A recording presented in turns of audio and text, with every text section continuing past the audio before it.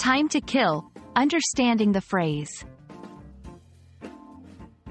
Hello, everyone. Welcome back to our channel.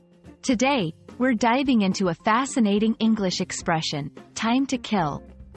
This phrase might sound a bit dramatic, but it's actually a common idiom in English.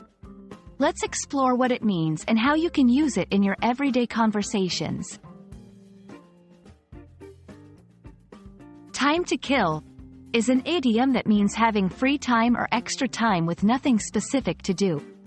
It doesn't imply anything violent or negative. In fact, it's often used in casual, everyday situations. For example, if you arrive early for a meeting and have 30 minutes to spare, you might say, "I have some time to kill before the meeting starts." The phrase, time to kill, has an interesting history. It's believed to have originated from times when people had to wait for long periods without modern distractions like smartphones or the internet. Killing time was a way to describe finding simple activities to make these waiting periods less tedious. 1. In conversation, you can use time to kill when talking about spare time. For example, "I've got an hour to kill before my train arrives.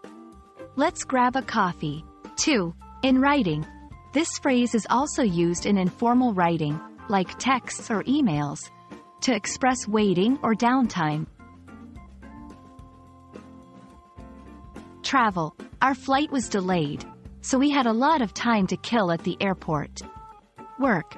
I finished my tasks early, so now I have some time to kill until the end of the day.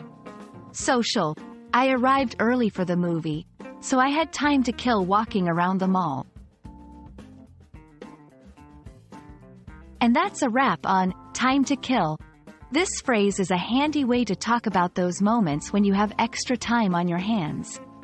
Remember, it's all about filling that spare time, not about anything harmful.